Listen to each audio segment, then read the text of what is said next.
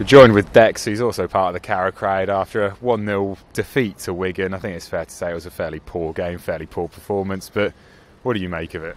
Wasn't good, mate. Wasn't good at all.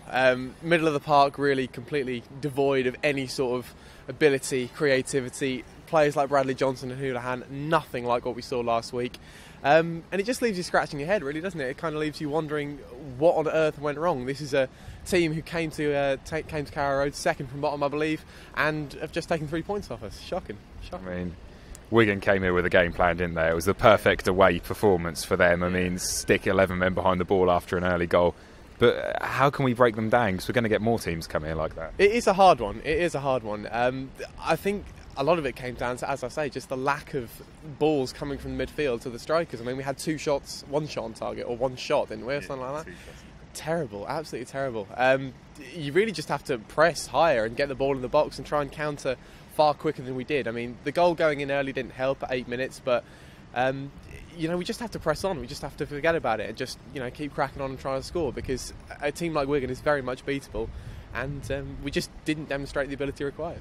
Yeah, the link-up play in particular between midfield and the attack, as you said, was horrendous. And was that down to perhaps Gary Hooper, who had an awful game? He did have a poor game. I think the lack of Vadis really is probably the main issue, isn't it? I've got to say, Johnson not fantastic, Houlihan not excellent. Coming on for Hooper, although he was bad, seems a bit strange. I mean, you'd think chasing the game, keep two strikers on. We were getting dominated in the midfield, but you kind of have to sacrifice, don't you?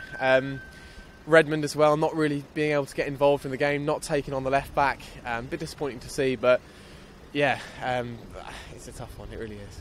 I mean, we'll touch on the defence quickly, because I mean they weren't terrible, were they? It was just one goal where we switched off at a throw-in, wasn't it? Yeah, it was okay. I thought Basong had a good game again, as he has done pretty much every single time he's played for us, and obviously a man of the match performance would show that.